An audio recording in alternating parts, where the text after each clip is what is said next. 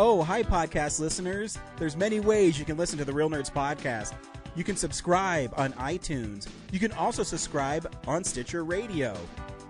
You want to send us a Twitter message? You can do that. It's so easy, at Real Nerds. Like us on Facebook, Real Nerds Podcast. You can visit our website, realnerdspodcast.com, where there'll be a lot of articles for you to not only read, but to listen to our previous shows. Do you like your stories told through pictures? Then you can also follow us at Real Nerds on Instagram. You can also call us, 720-6nerds5. Thanks for listening and enjoy the show. Camera, action! Well, a real nerd knows who shot, and a real nerd can follow the plot, and a real nerd can... talk film! I'm sorry. Take it outside.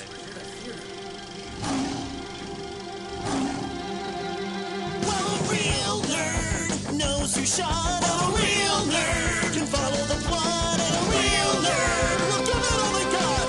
Lights, camera, action! Real nerds. Aloha, all you crazy kids out there who love movies like me. I am Ryan, and I am the host of Real Nerds Podcast. For 14 years, I have seen a new movie and podcast the experience of the world, and I couldn't do it on my own. That's why I brought along my hetero life mate, Brad. Ooh, such a special designation for me.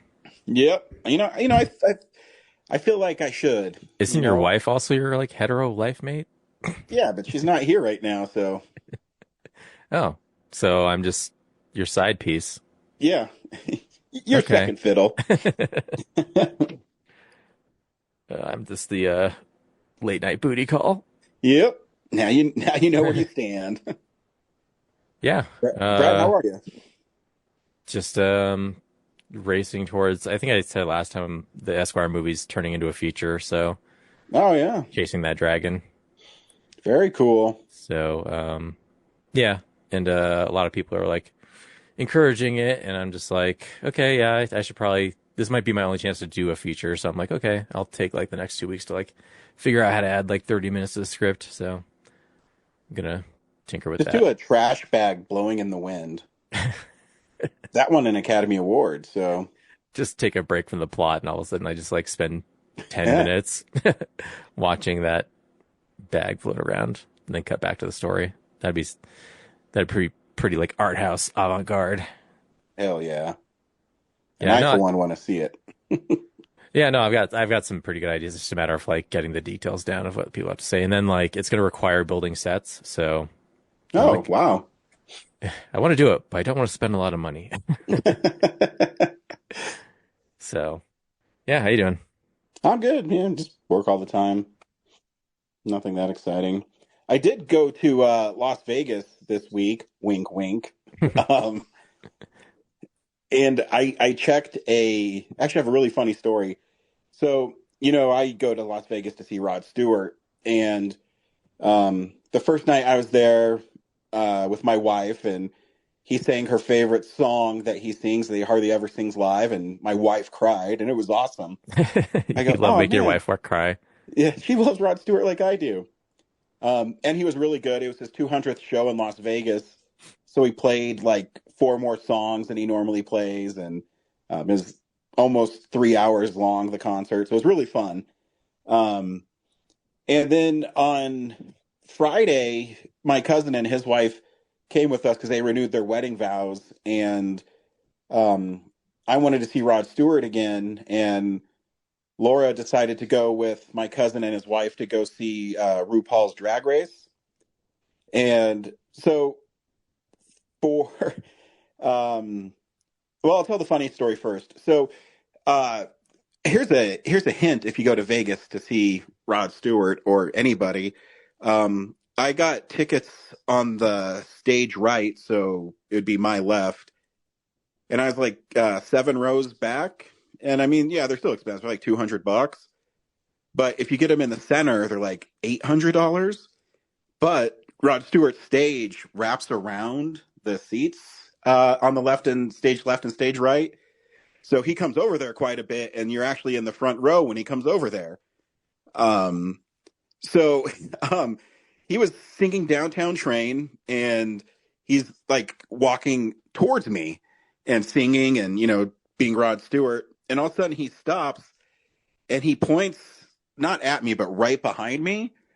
And he looks at me and says, "Mate, that guy behind you has his pants down." And I look, and this dude's getting a fucking hand job behind me. Oh my God. It's fucking 100% true. And so Rod Stewart's laughing, and he's like, "Pull up your fucking pants, mate." And then he looks at me and says, "Can you believe that? Can you believe that guy?"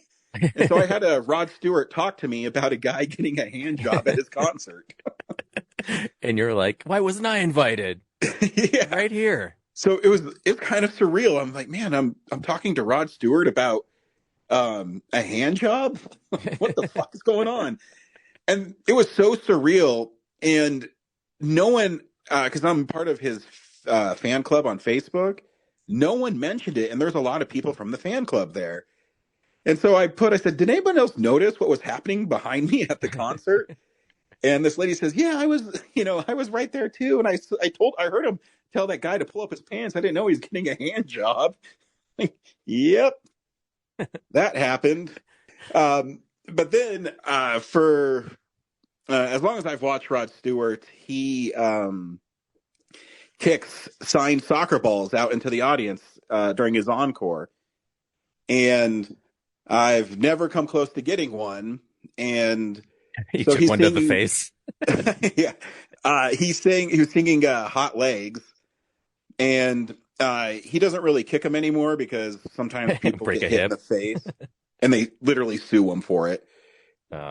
I know. So he and his backup singers just, toss him out to the audience.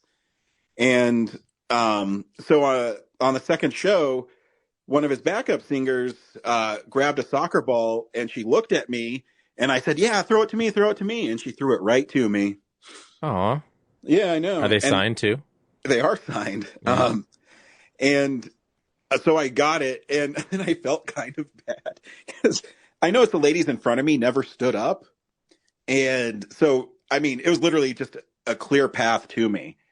But it also seemed like forever to get to me because I go, "Man, I can't drop this. I'll look like such a fucking tool." And I've wanted one of these for so long. And this is like, she literally looked at me and it was in slow motion as it's coming to me. And so I caught it. But the ladies in front of me never stood up. And then at the end of the concert, they both had walkers, and they flew all the way from England. And they said, "Oh, that's so nice. Can we take a picture with the soccer ball?" I said, "Yeah, sure." And she said, "Don't worry, we can't run away." Okay. Well, if two old ladies from England steal a signed soccer ball, I was never meant to have it. Oh, so you just like posed with it? Yeah, no, I let them hold it, and they posed with it, and I took their picture for them. And Oh, you didn't just give it to really them? nice ladies. You didn't just give it to them because, they're not going to Fuck enjoy no. it much longer. No, You still have a chance to get another one, No. whereas they don't. I mean, who knows if I'll have a chance to get another one. This one, hey, she singled me out. She threw it right to me. Okay. Look, I'm sure she's a really nice lady, but you know what? I have priorities too. I've wanted one for like 30 something years, ever since I saw him kick him out in 1984. All right. I've gone to 100 concerts in Las Vegas and I've never got my soccer ball. Oh, you want it? Psych. Fuck you, lady. Just like Patrick Waugh, you just like jump in front and Yeah. So yeah, I had no like competition for it. So I mean, that's really the reason I got it, is because, it's hard, even though, his Holly Brewer is her name, and she threw it to me. Like normally if someone's in front of you and you get something lobbed like that to you, there's going to be a fight for it, yeah. What if it was a kid? I'd push him down. And I'd say, "Your shit is weak. Your shit is weak." That's just how I roll, Brad. Okay. Love me or hate me, I'm going to get that signed Rod Stewart soccer ball, and I have a case coming for it. It's taking forever. Ooh. Yep. And a pedestal. Yeah, it does. It's like like a clear. It's made for soccer balls to display. I don't know. I mean, obviously it's a thing because I just typed in soccer ball display. There's like hundreds of them. I'm sure. So, yeah. Well, I mean, I guess sports memorabilia, anyways. You know. Ryan Frost's house can never have too many balls in it. Yeah, you know how I fucking love them balls. Oh, yeah, you do. Just give me more. Give me more. Give me more. Yeah, so that was fun. And Cool. we all got matching tattoos, and you know, we live life to the fullest in Vegas. Yeah, what the fuck? When are you gonna get a real nurse tattoo? When you pay me to do it. You should just want to do it, but that's fine. Never. No, I should. I might get one. We'll see. I need a really good picture of our logo, though. High quality. I mean, it's not complicated. Probably print out anything and it'll show up pretty well. I mean, unless your tattoo artist is a fucking idiot. Well, I mean... Like, oh, is it that hard to draw a flat bunch of letters? Like, just black and white? I don't know. Yeah, actually, that tattoo would probably take, I don't know, 20 minutes to get. 20 minutes, yeah. But yeah, that's what I did. It's a square. Yeah. So this week, we saw Mickey 17. Stay tuned. Well, we'll recommend the film or not, play the trailer, then spoil the movie. Then we'll also talk about movies we watched throughout the week. Because not only do we go see Rock and Roll Legends, Brad, we also see movies. And that's our jam. Hell yeah. This guy knows what I'm talking about. Say, hey, Brad, do you recommend Mickey 17? Yeah, it's all right. It's a lot. If you're going expecting like Parasite, I think it's closer to Snowpiercer in vibe. Definitely a lot more comedic than Parasite. But it's not like the concept isn't something that I haven't like seen a dozen times on Star Trek, you know? So, but I think everyone's having fun in it and the performances are pretty funny. And obviously the message behind it's pretty timely. So yeah, it's all right, but it didn't like blow me away or anything. Yeah, when I saw it, I said, you know, this movie's fun. It wasn't like you mentioned, like Parasite, where when I went into Parasite, I didn't know what to expect, and when I saw it, it was not what I was expecting. This one, I mean, you pretty much know what's going to happen. It ends up being, you know, class warfare, and Yeah. yeah. So yeah, I agree with you. It's like a comedic Snowpiercer. Because even with the food, I kept on thinking of like the gelatin bricks they used to get in Snowpiercer. Yeah. But yeah, no, I think you're spot on. The performances are great. The movie's fun. Here's the trailer for Mickey 17. On Earth, nothing was working out, and I wanted to get the hell out of there. You're applying to be an expendable? You read through the paperwork. Yeah. I should have read through it. That's it. Mickey, deep breaths, fill your lungs. Imagine there's an unknown virus in the air. And you're sucking in every single microscopic particle floating around. All the viruses. So good? There really was an unknown virus in the air. Lethal one. See you tomorrow. Fellow pioneers, almost every single one of you will be remembered throughout history. They made me work my ass off, giving me one shitty mission after another. You're an expendable. You're here to be expended. Every time I died, they just printed me out again. Everyone asks, what's it feel like to die?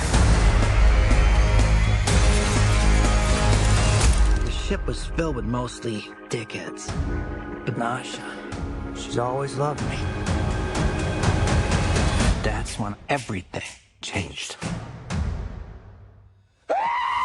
Multiples. In the case of multiples, we exterminate every individual. Which body goes first? One at a time is twice the fun. You don't look like you're printed out. You're just a person. It's not your fault. This is a fight to the death.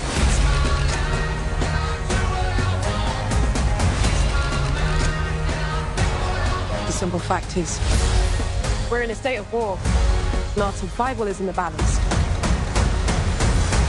I got a job to do. Mickey Barnes, fighting right to the end. My great gift to mankind. Are you afraid to die? This time I wasn't scared.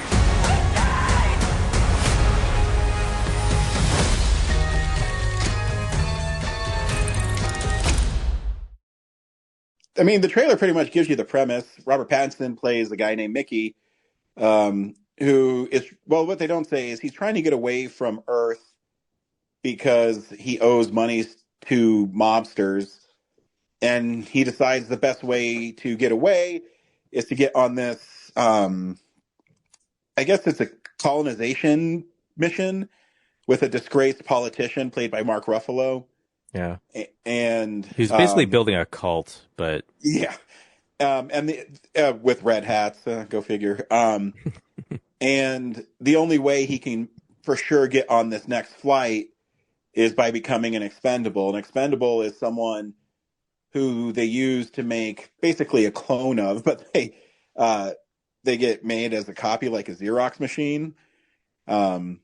And that's when I saw at the Alamo, they had a bunch of Xerox commercials before it. I go, oh, they tied this in nicely. Yeah, but they use them to test out like all the stuff so that before they get to the planet. They already have a planet in mind, but they just want to make sure, like, hey, like, is it habitable? So let's like test this guy on it. Yeah, and it has the breathe in the air, breathe it in, and then there's like some parasite that kills them over and over and over again until they build up a vaccine for it. On the way there, he falls in love with one of the security detail people. And yeah, and then he's Mark Ruffalo's character. He did this, I don't know if you caught it, he did the Donald Trump dance at one point. Oh, yeah. Just on the nose. But Mark Ruffalo was fun in it. Robert Pattinson is really good. He's really good at doing American voices.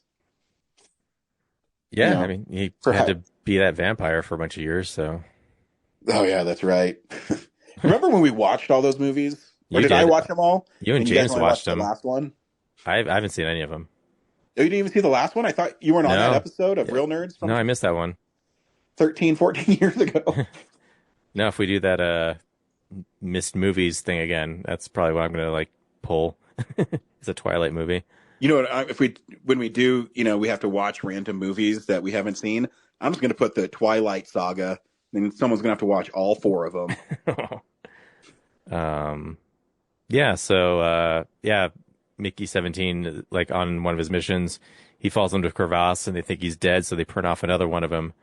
But he gets home and now there's 2 and that causes problems. Which is cool. What I didn't expect in the movie, though, what they don't say is each Mickey has a different personality a little bit. Yeah. They don't carry all the same traits every time. Yeah. Cause Mickey 18 is kind of an asshole. Yeah. And they also touched on, I wasn't a big fan of the drug subplot. It really didn't do anything for the movie. You know what I mean? I don't even remember what you're talking about. They would take the, I don't know what it was. They took it out of the guns. And when he went to, I can't believe I can't remember his girlfriend's name. But when Mickey 18 went to his girlfriend's place first, they were high on that drug, and Stephen Yeun's character was selling it to people. And yeah, that one did nothing for me. Yeah, I barely remembered it. Yeah, so I guess it did nothing for you too. Yeah. The other part of the story is the inhabitants of the planet that they're trying to colonize. Yeah. Seem like a bunch of dumb animals, but then you find out that they're actually like pretty intelligent and trying to be helpful and welcoming, but dumbass humans with their arrogance think they can just like steamroll them. And they battle these creatures. Yeah, I mean, obviously it's on purpose. They purposely look, monstrous, but they're highly intelligent and yeah, they help Mickey because he falls in that crevasse, and his friend just leaves him there to die because he wants to get back the flamethrower, because he wants the drug out of that to give to people. And so, yeah, it's kind of an interesting little twist that those little worm things help him. And then at the end, both Mickeys use the worms to trick Mark Ruffalo's character, and he gets what's coming to him. Yep. And Mickey 18 learns that it's better if Mickey 17 is the one who continues on. Yeah, because at one point, once everyone finds out that there's two of them, there's like some rule that there's not allowed to be more than one clone, so they all have to be executed. So there's a stretch where they have to decide like what to do with these two guys, how best to exterminate them. So Mark Ruffalo has a pretty good plot of like sending them both out to, I forget what to do to the. Oh, he wants 100 of those tails so his wife can make some sort of sauce out of them. Oh yeah, because it's a delicacy. Played by Toni Collette, who is also really good in the movie.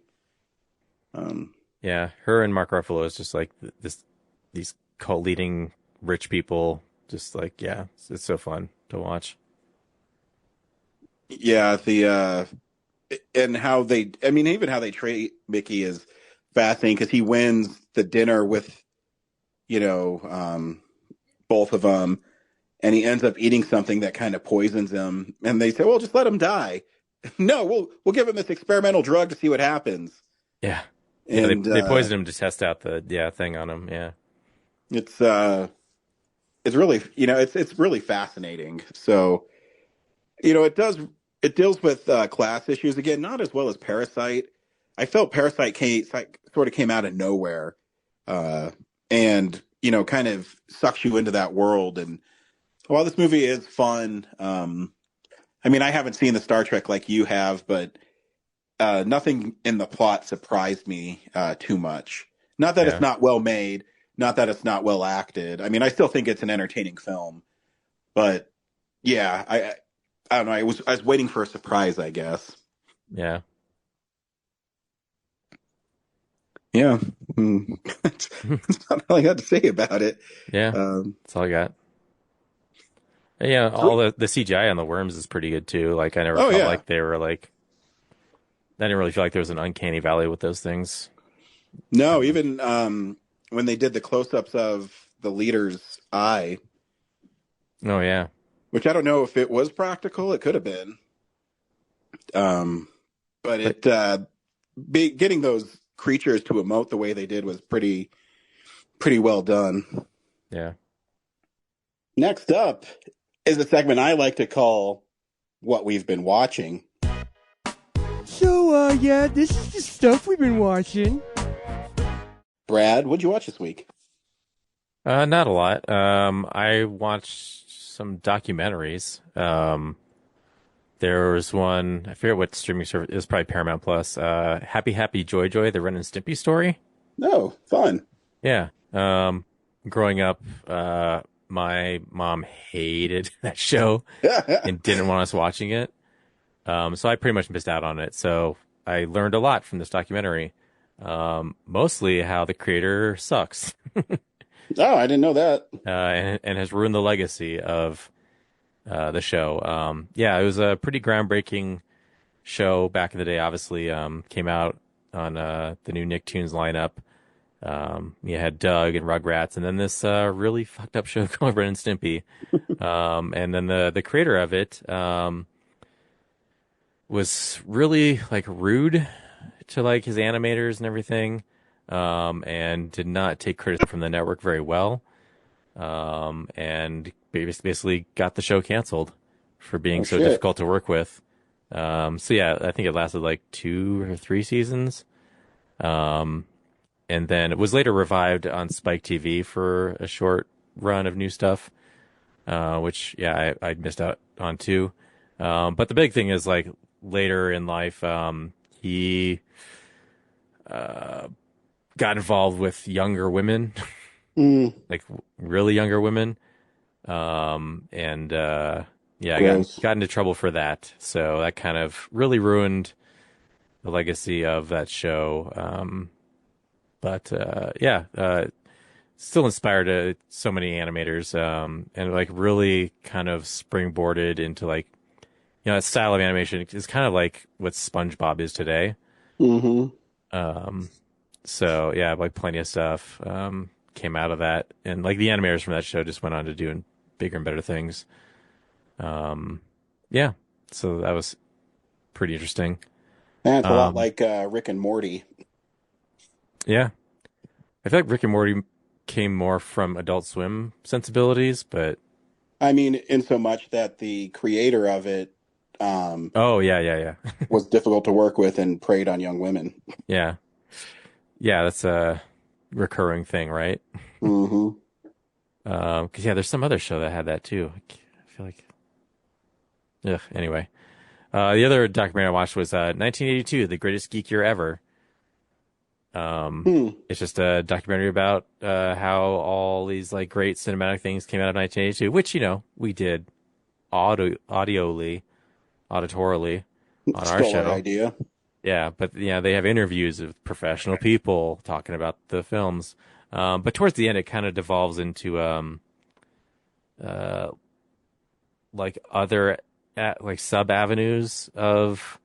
Like, they kind of represent, like, horror movies of 82 and sci-fi films of 82, but, like, they miss out on animation from 82. And it kind of, like, sidetracks a bit towards the end for, like, not movie-related stuff. So, but otherwise it was pretty cool to backtrack and, like, see interviews from people that were, like, involved in the movies of that time. Yeah, it is a pretty impressive year. Yeah, what'd you watch? It's funny. I kind of did the same thing. I watched a couple of fun documentaries. I watched Playing with Power, the Nintendo documentary. Oh, which is really fun. I think I've seen that one. It's on Prime now because it came out. I remember them talking about it. I remember the website. I think it's Cackle or something. Crackle. Yeah, they is that during that time when Yahoo relaunched Community and all those kind of internet people would put out stuff. Yeah, like Quibi and stuff. Yeah, but it's cool because it's it's I think 8 episodes and each one is over an hour long. And the first one literally goes back in time when they were a card company, and it's narrated by Sean Austin, and it just traces their history, and each episode is basically a new console. So the first one is the card game, and then it starts going into Donkey Kong, and then the NES and Famicom is the next one, Super Nintendo, so on and so forth. It's really fun. Yeah, I think I did watch this. Yeah, because I remember they put it out in like parts online. Yeah. But now you can watch them all on Prime, and it's like I never saw it, and I mean I knew a lot of the stuff, but it is kind of cool to go back and hear the creators on how they did things, and so I just had fun with that. And another one that is on Prime that I watched is Icons on Earth, The Simpsons. That one's really fun too. And they how they first, when they were on the Tracy Ullman show, how they try to just capture Matt Groening's art drawing style, and then they realize that he's not a great draftsman, and how the animators defined the look as we know The Simpsons now.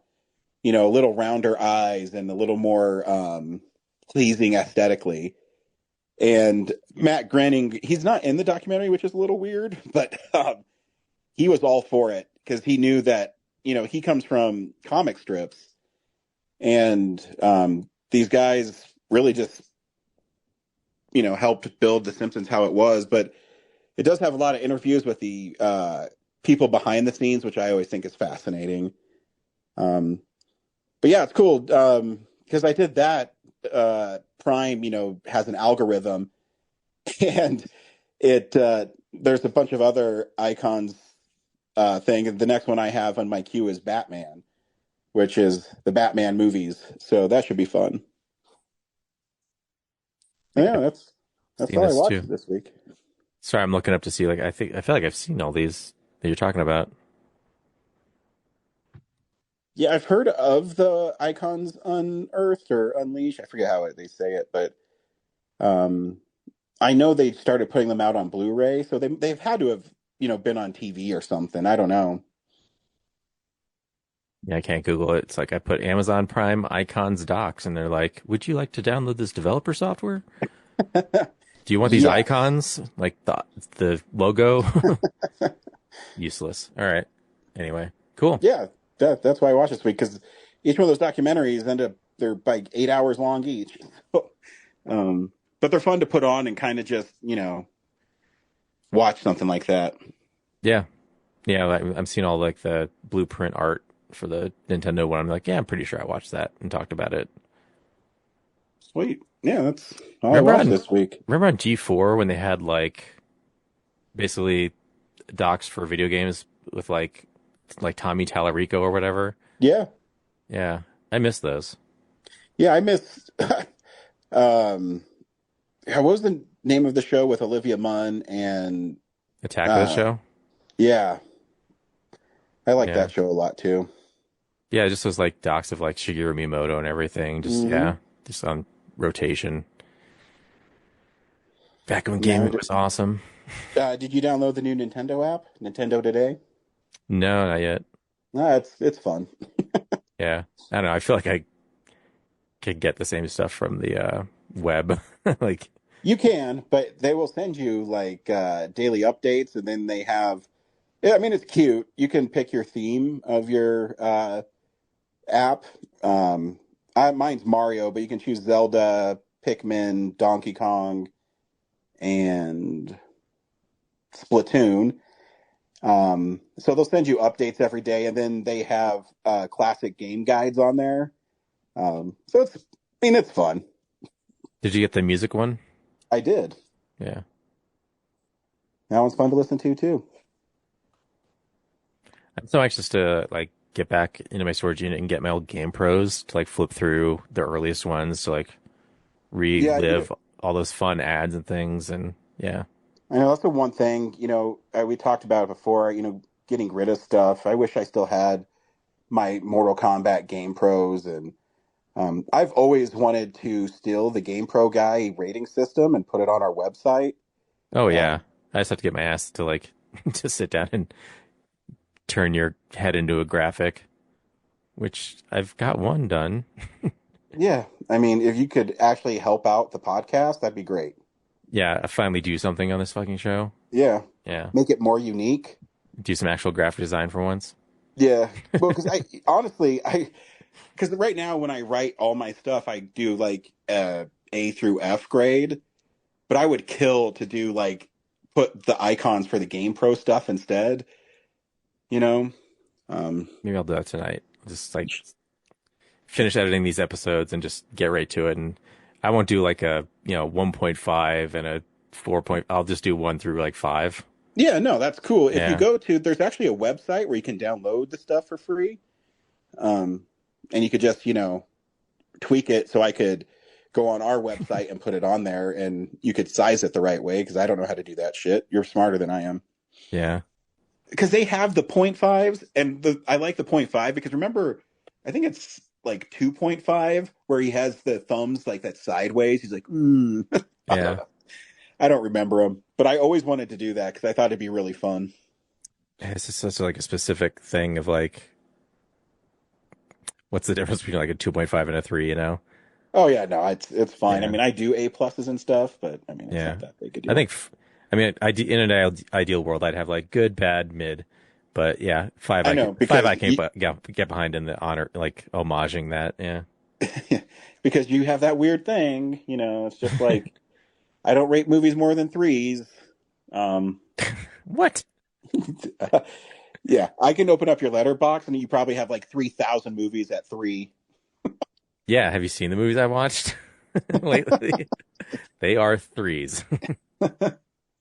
You know. Anyways, yeah, 5's not special if I give it to everybody. Yeah, but it's about how it makes you feel, Brad. Yeah, these movies made me feel like, okay. Yeah, next week we're actually seeing 2 movies. We're seeing Looney Tunes, The Day the Earth Blew Up, and the other movie that came out. Which one? Black Bag. Oh, that's right, Black Bag came out next week as well. So thanks for listening, and we'll see you at the movies. Real nerd knows who shot a real nerd can follow the plot and a real nerd will give it all they got. Lights, camera, action. Real nerds. Thanks for listening to Real Nerds Podcast, a Nebulous Visions production. Stream or download episodes, read articles at realnerdspodcast.com. Stream us on Apple or Google Podcast, Stitcher, Spotify, or iHeartRadio. Follow us on Facebook, Real Nerds Podcast. Twitter and Instagram, @RealNerds. Watch us on YouTube, Real Nerds Podcast. Email us at realnerds@gmail.com. Call us at 720-6nerds5. Thank you to Sparks Mandrill, Mike at Plan 9 Studios, and Bolognium for all of our groovy theme songs. And that's how you fucking do it.